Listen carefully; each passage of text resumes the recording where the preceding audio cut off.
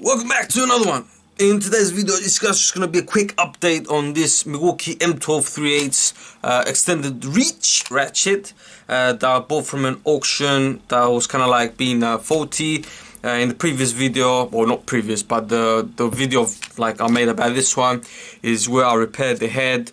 Head is working still fine, but I did mention the problem that I had to order screws for like the housing, the plastic housing where it bolts to the melt housing of the tool itself. Now I did order the original ones from Milwaukee, these kind of like Torx 15 or Torx 10, whatever they are, M3 I believe, they look like M3s, M3 like miniature size fasteners.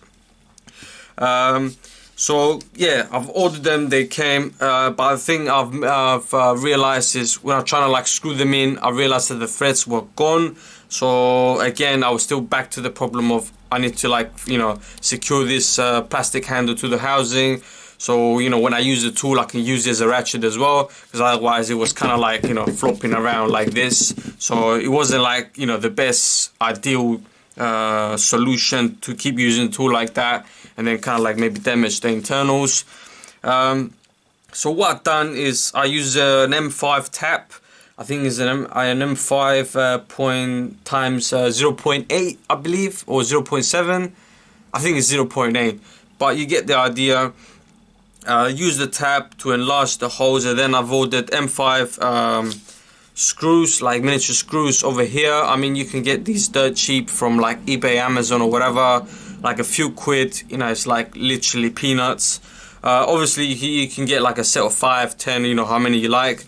I needed 3 because the 3 of the holes, I mean, obviously there's like 4 fasteners, so it's like one there, one there, one there, and then the original that's like still okay. One of the fasteners, the threads are still okay, is one over there. So I left that one. Obviously I put thread locker in that one, and then the other ones as well put thread locker. Left it for a couple of hours to like, you know, let the thread locker like settle down.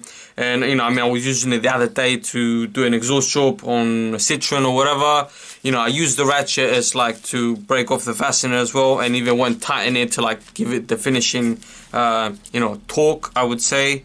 But yeah, it worked okay. There's no flex onto the tool whatsoever. I mean, it still works, you know, no problem whatsoever. So light still works, head changes. So and I ain't got a problem with the ratchet, you know, because I still, like I mentioned before, I did buy it from auction, so I didn't realize the threads on these were damaged. So yeah, managed to fix the head. I fixed that as well. And you know, my point of this video is, if you guys come across, if you got this ratchet or even the standard fuel 3/8, the 2nd gen, I would say, because it's a 3rd gen outside now. You know, if you got this problem, which I also did realize that 2 of my screws on my other one from the housing itself, like same as this, because you know when you're using the tool like to break off something, kind of like the screws kind of like loosen up, although they got like thread locker in there. You know, I will admit, like, you know, this tool is, you know, to use it like to break off something is rock solid. You know, the insides of this tool is like rock solid, so you know, you kind of like don't realize how much force you put it in. And then obviously this is plastic and then this is metal, so there's kind of like a bit of a flex in there in a way, and then the screws kind of like loosen up. So yeah, I mean, the original Milwaukee screws that I did order, I mean, I did use them for my other tool, my my standard 3/8 Milwaukee fuel ratchet, so that's okay. And then this one I had to improvise and then put these M5 miniature screws.